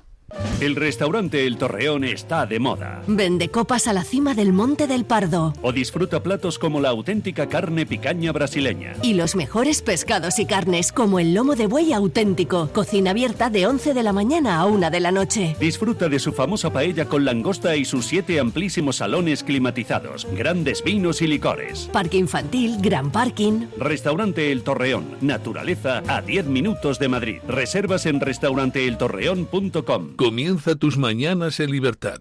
Radio Libertad. Ya lo sabes, aquí estamos con camisas de La Española, nuestro patrocinador. Camisas hechas además en España. Muy importante. ¿Quieres una? Puedes ver toda la colección en www.camiserialaspanola.es. Y además, por ser oyente del programa y utilizando el código Parrado10, al finalizar la compra tendrás un 10% de descuento en cualquier compra que hagas. La Española, personalidad inimitable. ¿Quiere anunciarse en la radio y no sabe por dónde empezar? En Radio Libertad le brindamos la oportunidad de promocionar su negocio en una emisora comprometida con la libertad de expresión. Aproveche nuestras ofertas exclusivas para nuevos clientes. Además, si aún no tiene su anuncio preparado, no se preocupe, nosotros lo creamos por usted. Contáctenos hoy mismo a través de publicidad@radiolibertad.es o llámenos al 91 732 4895. No lo piense más. Anúnciese en Radio Libertad. La libertad en tu radio.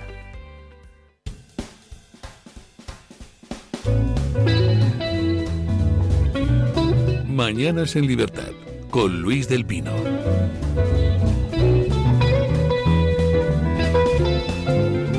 9:33 minutos, 8:33 en las Islas Canarias. Vox ha puesto sobre la mesa la posibilidad de presentar en el Congreso una moción para que el Supremo investigue por traición a Pedro Sánchez.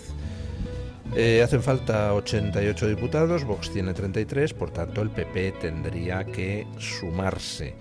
Y además de sumarse el PP, pues tendría que sumarse algún otro, o bien alguno de los socios parlamentarios de Sánchez, o bien algunos diputados socialistas que se desmarcaran del Partido Socialista. Así que lo más probable es que si se presenta eso, pues vaya a salir derrotada esa moción, pero obligaría al Congreso a debatir sobre las razones para juzgar a Sánchez por traición.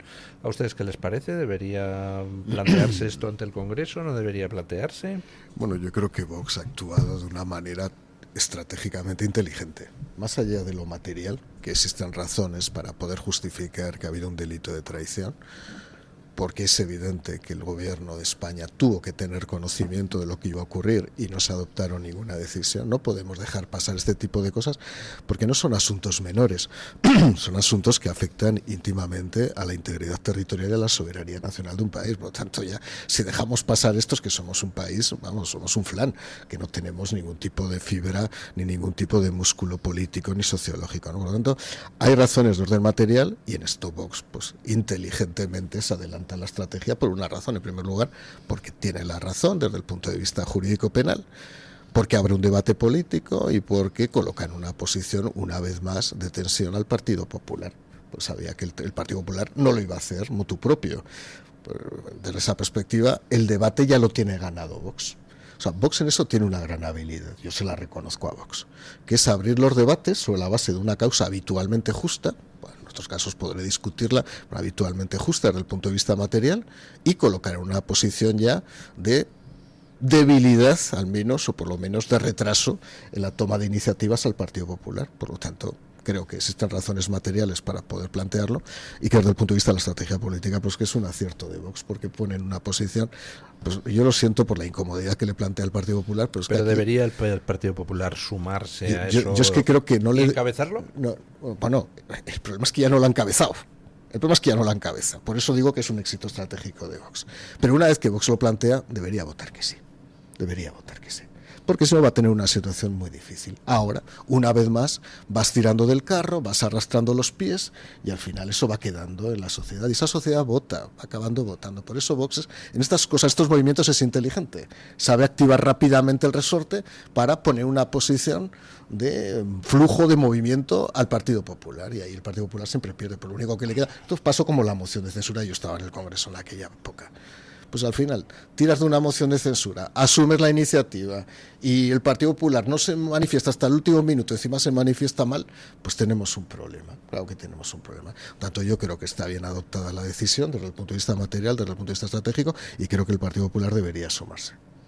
Hombre, los golpes de efecto son la especialidad de Vox. Yo creo que no hay ninguna razón para, lo digo de verdad, para procesar a Sánchez por traición. Me parece un brindis al sol, pero es eficaz desde el punto de vista de la movilización y de la, digamos, de anticiparse y de tomar la iniciativa con respecto al Partido Popular. A mí me parece mucho más grave que el presidente del Senado tenga que escribir una carta a la vicepresidenta tercera del gobierno para recordarle que los señores ministros tienen que pasar también por el Senado para dar explicaciones, porque no lo van a hacer.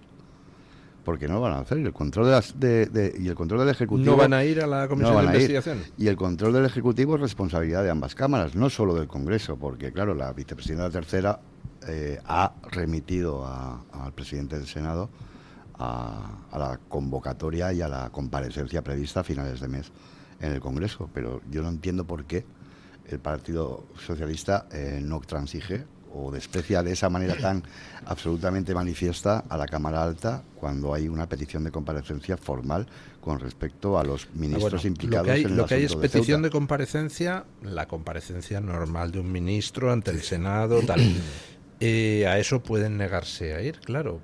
Y si se abre una comisión de investigación, no pueden negarse. Bueno, pero yo creo que no, ahora mismo a mí me parece muy prematuro abrir una comisión de investigación con respecto a Ceuta. No, y aparte que es intolerable que haya que recurrir a abrir una comisión de investigación para que vayan los ministros. El problema que tenemos planteado es que el Senado, bueno, no nosotros, sino el Gobierno, es que el Senado evidentemente tiene una mayoría del Partido Popular y les molesta profundamente, bueno, pues respetar ese tipo de digamos, de preceptos democráticos, ¿no? De todos modos, respecto a la traición, más allá del movimiento estratégico, que evidentemente esto obedece, bueno, yo no sé, yo no me meto en la cabeza de los dirigentes de Vox, ellos sabrán, a un movimiento estratégico. Sí que es verdad, dos afirmaciones que voy a hacer contundentes. El movimiento de 90.000 personas, 80.000 o 70.000 hacia Ceuta, es un movimiento que tuvo que ser conocido por el gobierno español. Pero vamos, y si no lo fue, mucho peor. Es peor. Bueno, no sé si es peor, pero las dos situaciones son peores. Dos, y digo que lo tuvo que ser, es como llenar un Santiago Bernabéu. Y por cierto, es que la gente no va en su propio coche, cogen autobuses, camiones, se desplazan. Estos son desplazamientos de Tetuán o de Tánger, claro. La inmensa mayoría de ellos, por lo tanto, eso se conoce. Oye, hay satélites, los satélites marroquíes estuvieron sobrevolando el estrecho y la zona, y los españoles no sobrevolaban, no se daban cuenta de los movimientos que había. Por lo tanto, va de suyo que el gobierno español lo conocía. Primera afirmación que creo que es irrefutable. Y lo demás forma parte de la ciencia ficción o de Marlaska. Nadie puede creer que no lo supieran. Pero vamos, yo creo que cualquier persona, pero que incluso los votantes del PSOE, los votantes del PSOE lo dicen, es que lo tengo. Por lo tanto, si lo sabían y no hace nada el gobierno español por prevenir y después por evitar que se produjera esa invasión, claro que hay una situación en la que se puede haber cometido un delito. Por supuesto, el delito más grave posible, que es el delito de vulnerar nuestra soberanía nacional. Claro que se puede haber producido.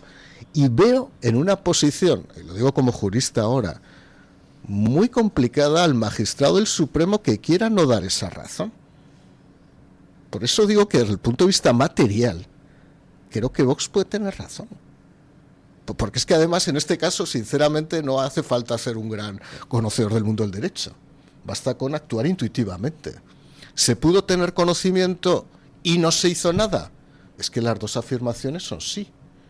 Por consiguiente, si las dos afirmaciones son sí, el artículo 102 del Código, en este caso de la Constitución, desde luego se puede activar perfectamente. ¿Cuál es nuestro problema? Que nunca se han activado este tipo de artículos, que parece que llaman a la emergencia, a la excepcionalidad, pero es que Pedro Sánchez es una excepción.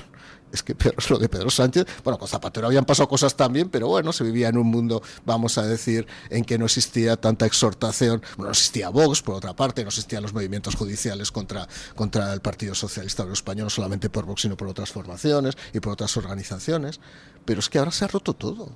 Por lo tanto, es que esto no se había visto nunca. Claro, se puede decir, no, es que puede ser, quizá, y no digo que no, exagerado, sí, pero lo que es exagerado es lo que ha ocurrido.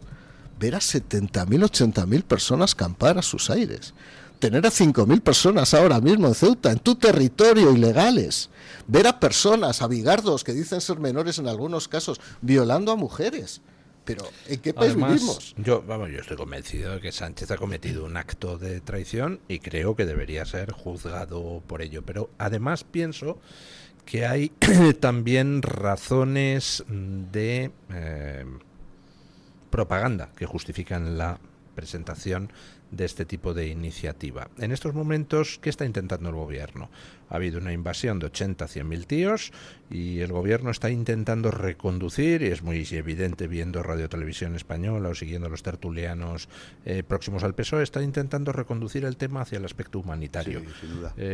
Pobrecitos, fíjate, madre mía, qué crisis asistencial, etcétera, etcétera. Y está intentando mandar 1.000 menores más para la península, entre otras cosas con la idea de tratar de meter una cuña en los gobiernos PP, Vox. Pero yo creo que eso, yo creo que esa segunda pata les va a fallar, porque yo estoy convencido de que PP y Vox no van a caer. Yo creo que no van a caer, pero en cualquier caso eso lo pretende utilizar el Partido Socialista contra el PP. Sí, ¿no? Esa estrategia está una manera más que, de cambiar el foco es precisamente presentar esta moción. Pero el PP y Vox no van a entrar al trapo porque a mí me consta que lo tienen muy claro en ese sentido y que no va a haber ningún tipo de fisura por esta razón, porque entre otras cosas las circunstancias nada tienen que ver con el verano del 24 en que Vox se salió de los gobiernos. El gobierno no ha cambiado y la opinión pública ha cambiado. Exacto.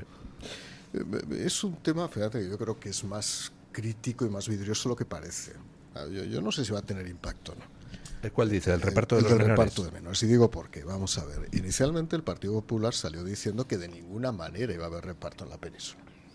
A los 2 días, Elías Bendodo dice que por supuesto se va a cumplir la ley. Esto fue en 48 horas ya. Hay una primera crisis. Pero no son incompatibles las dos afirmaciones, ¿eh? Que no iba a haber reparto.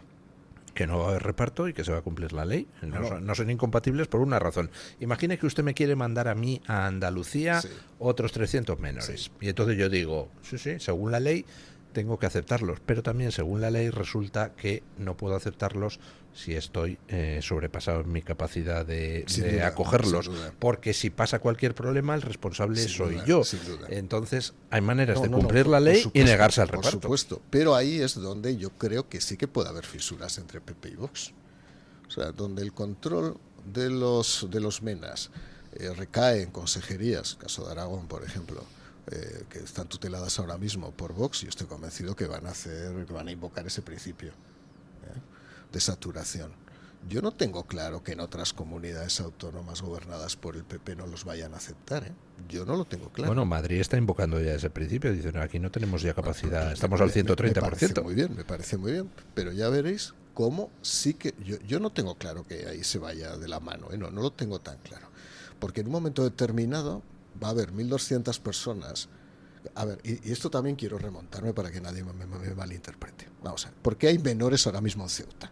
Para que intentemos también arrumbar, destruir un poco el discurso tontuno de la izquierda, ¿no? Cuando un menor llega a Ceuta, o bien lo sabe su padre o bien no lo saben sus padres.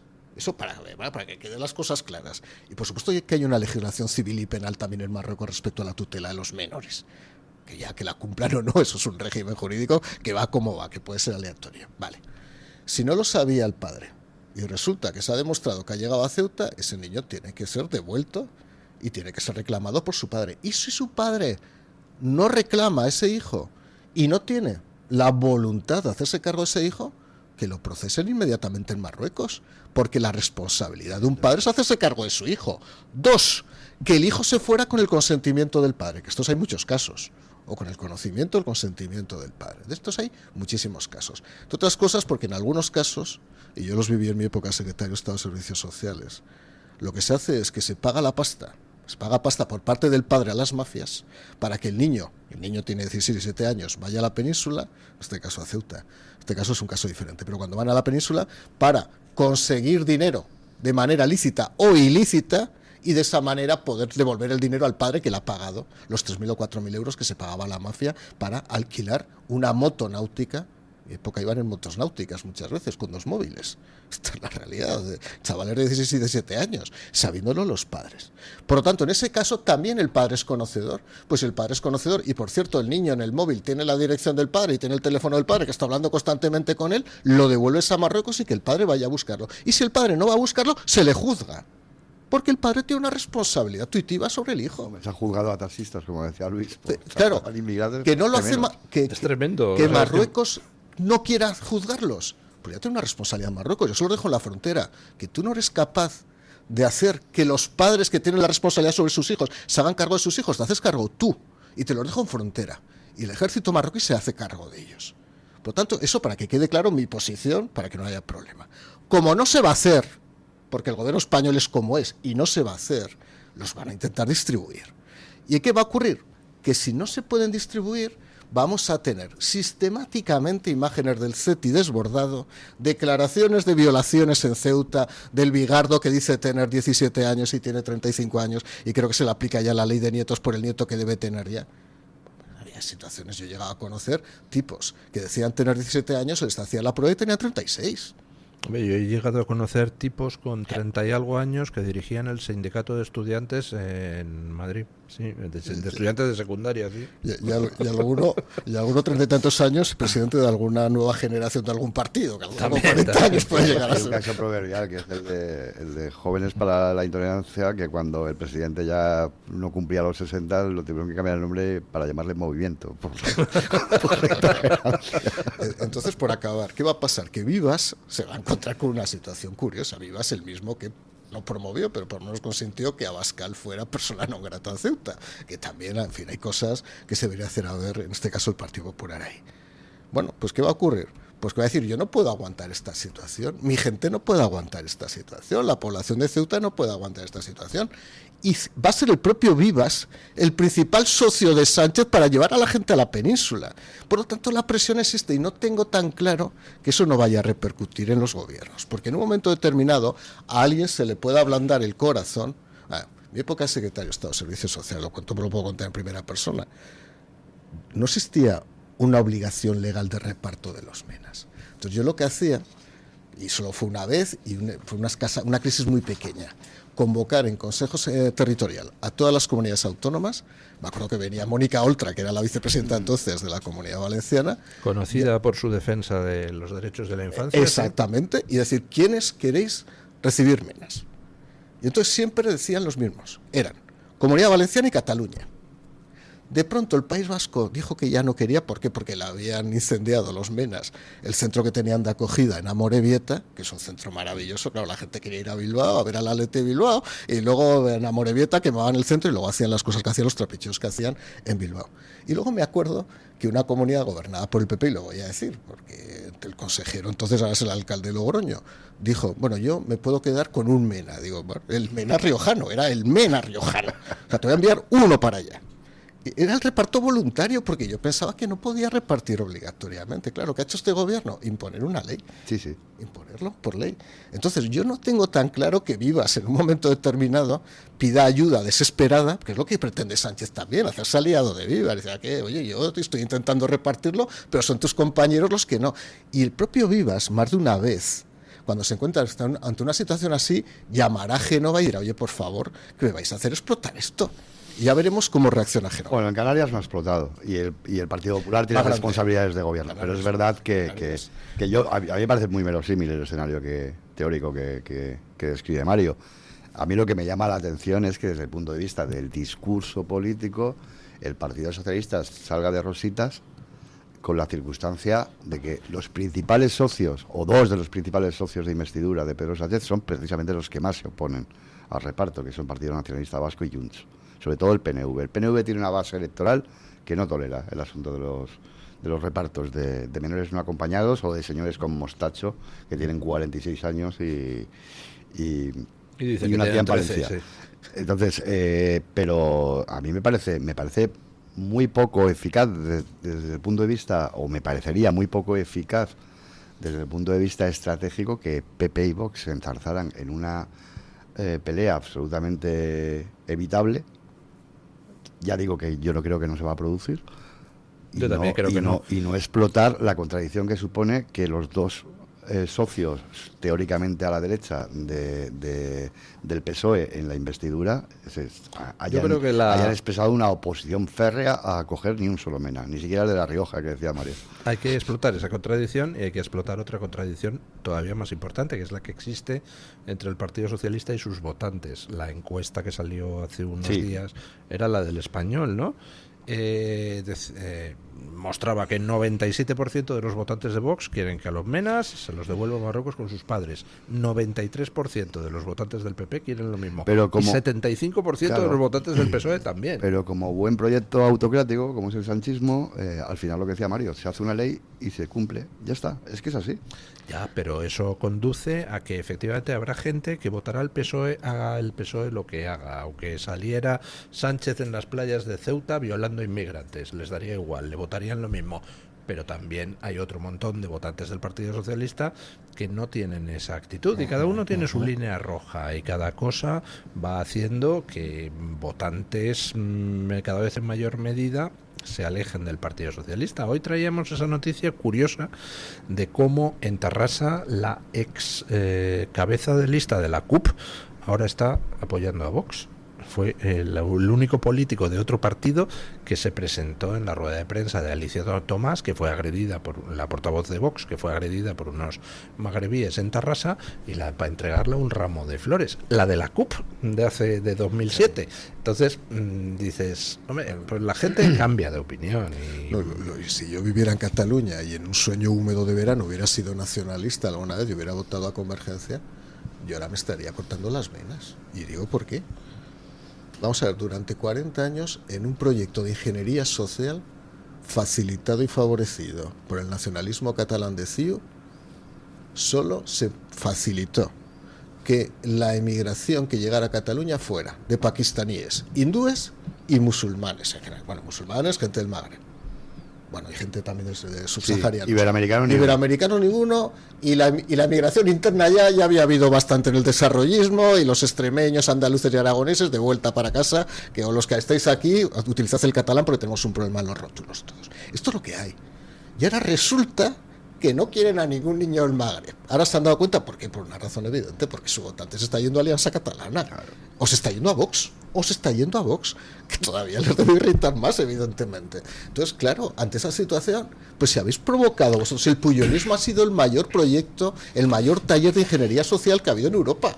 Entonces, bueno. De hecho, algún destacado dirigente separatista le gustaban los niños del Magreb en más de un sentido, ¿verdad? Pero no vamos a entrar en ello. Cierto. Bueno, pues yo creo que va siendo hora de que invoquemos a nuestros compañeros para que nos traigan la opinión de los oyentes. Pero quiero preguntarles a ustedes una cosa. ¿Creen que sabía Sánchez que se iba a producir la invasión? ¿Sí o no? ¿O tienen sus dudas? Yo creo que no. Que no. ¿Sabía que se iba a producir algo? Yo lo que exige es que el CNI evidentemente lo sabía e informó en tiempo y forma, que creo que es lo importante. Entonces, si el CNI informó, lo sabía, ¿no? Sánchez. Mira, yo no sé si Sánchez lo sabía. Marlaska le llaman el ministro sin información. Marlaska es un elemento ornamental del Ministerio del Interior, cuya única función es servir de parapeto para Pedro Sánchez.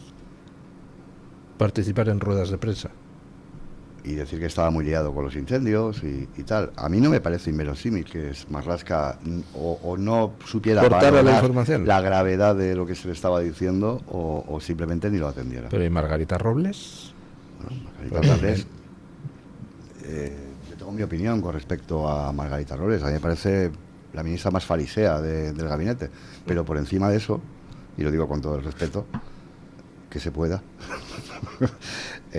yo creo que el presidente del gobierno probablemente no sabía o no tenía por qué estar encima del detalle de la gravedad de lo que se avecinaba. ¿Qué dice? ¿Usted cree que sí lo sabía? Yo categóricamente creo que lo sabía. Lo que no sé si sabía la dimensión, el alcance pleno de lo que iba a ocurrir, pero que iba a haber una invasión o iba a haber una ocupación temporal de Ceuta, lo tiene que saber. Y si no lo supiera, es mucho peor. Es peor. Por lo tanto, debería caer todo el mundo. ¿Qué dicen nuestros oyentes a la pregunta que les hemos planteado? Y recuerde usted cuál es esa pregunta, don Eric. Vamos con la pregunta. ¿Cree que el Congreso debería solicitar al Supremo que se juzgue a Pedro Sánchez por traición como pide Vox? Recordemos, se necesita ese apoyo del Partido Popular porque si no sería imposible. Mínimo 88 diputados para comenzar los trámites. Dábamos 4 opciones. Don Luis, sí, no lo sé o no me importa. Y me lo esperaba, pero igual no con tanta rotundidad el sí. Con un 96% ha ganado en esta ocasión. Don Luis, está prácticamente toda la audiencia de Mañanas en Libertad que ha votado, está a favor de que esto se lleve a cabo, por tanto, instarle al Partido Popular a que lo apoye directamente. La segunda opción más votada es el no, solo con un 2%, y el no lo sé y no me importa quedan después con un 1%. Pero vamos, en general todo el mundo cree que... 95-96% cree que sí. Efectivamente, cree que el Partido Popular debería apoyar a Vox en este caso. Y bueno, y quién sabe si no, ya lo he dicho esta mañana, quién sabe si no Junts dice, oye, ¿y si lo apoyamos? Porque es que... Que Junts, traidores a la nación, pidan juzgar a Sánchez por traición a la nación, tendría su gracia, ¿no? Pero es que claro, hay que tener en cuenta que quién les está barriendo en Cataluña, don Luis, un partido muy en contra de la inmigración, especialmente la inmigración magrebí, por tanto, oye, pues igual podría ser un gesto, pero sí, sería raro. Sería raro. La única posibilidad es que hubiera 10 diputados socialistas que se volvieran locos y apoyaran la moción. No está a mi favor. Ya están tardando los tertulianos próximos al Partido Socialista en utilizar el hecho de que el umbral son 88 diputados. Ya están tardando en salir a decir que 88 es un número nazi, lo que demuestra que Vox es nazi. No que lo pone en la Constitución, no, Luis, es cosa de Vox que ni existía. Dando ideas, Luis. Es que claro, en agosto necesitan también contenido. Nosotros se lo damos, somos así de buenos, don Luis. Hacemos nuestro programa y les hacemos el suyo también. De nada. Don Luis, vamos con los comentarios que nos han dejado en las redes sociales. Nos dice José Calauche, por supuesto que sí, lo sucedido en Ceuta solo es la punta del iceberg de la traición de Sánchez. Desgraciadamente no creo que lleguemos a verlo por esta propuesta de Vox. Esperemos que aunque sea en otro momento sí acabe pasando por los juzgados por todas sus fechorías, que son unas cuantas, don Luis, hay que decirlo. El polloso roñoso, un mítico, nos dice, por supuesto que sí.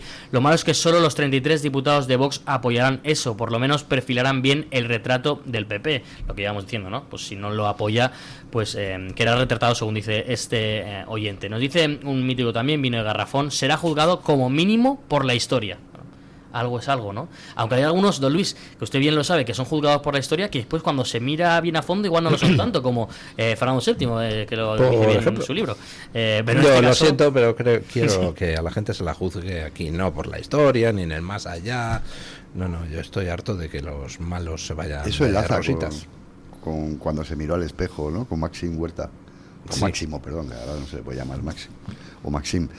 Y dijo, ¿cómo crees que me juzgará la historia? ¿O cómo pasaré a la historia? Desde eso hace muchos años. Pero, sí, señor. Pero fue toda una declaración de intenciones de Sánchez. Pues será un libro largo, seguramente en la historia de Pedro Sánchez, y no muy bueno. Pues Máximo Huerta, es que se ha llamado toda la vida Máximo Huerta, pero le contrataron en la televisión valenciana y le dijeron que se tenía que llamar Maxim.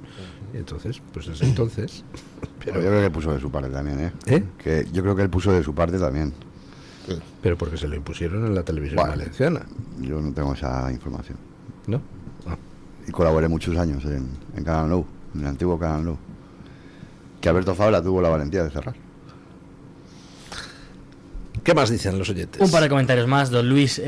Capitán Wilson nos dice la actitud hacia España y las medidas que no toma contra Marruecos son propias de un traidor chantajeado, que lo comentábamos la semana pasada, aquí que pensaba si había chantaje, si le estaban pagando bajo mangas, si es porque lo pagaba Soros. Bueno, pues aquí queda claro que Capitán Wilson nos dice que está chantajeado. Y por último, Antonio M. nos dice, ni siquiera se va a plantear porque el PP no dará apoyo ni para llegar a la cuarta parte del Congreso necesaria.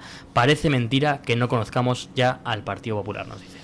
Pues yo no he perdido todas las esperanzas. O sea, yo creo que el Partido Popular está formado por gente, pues hombre, que tiene claro que al final pues depende de los votos para llegar al gobierno, y tiene claro que la opinión pública se mueve y que la opinión pública hoy, como decía antes don Isaac, pues no es la misma que el año pasado, ni que hace 2 años, ni que hace 7.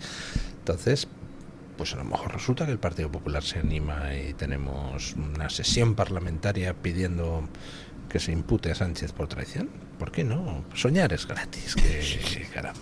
Yo estoy deseando verlo y ver cómo Gabriel Rufián sale a defender a Pedro Sánchez diciendo que los traidores son los otros, don Luis. Puede ser histórico, la verdad. Bueno, muchísimas gracias, don Eric Gutiérrez. Muchísimas gracias, don Mario Garcés. Muchísimas gracias a usted.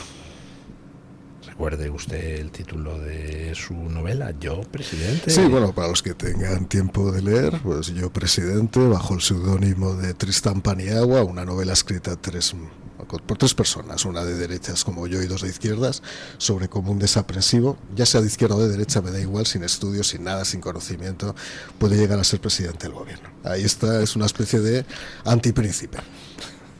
Bueno, y don Isaac Blasco, hable usted también de su libro sobre Zapatero, la Llaneta, que ya va por la segunda edición. ¿Ya va por la segunda edición? Sí, salió el 21 de julio y bueno, ahí sigue vendiéndose, así que bien. Y habrá que darle una nueva vida en septiembre, porque además la realidad te acompaña, la actualidad te acompaña, así que sí, señor. Yo tengo la esperanza de Zapatero en el punto de mira. De que el libro vaya cogiendo vuelo en los meses de otoño. Bueno, pues ya sabe usted que tiene este programa. La Diana de Trump. La Diana de Trump. Ya sabe usted que tiene este programa a su disposición para hacerle coger vuelo cuando quiera. Muchas gracias, don Luis. Bueno, muchísimas gracias a los 3 y gracias a los oyentes que han enviado su opinión. Breve pausa publicitaria y encaramos el final del programa. Tu voz, tu libertad, tu radio. Radio Libertad.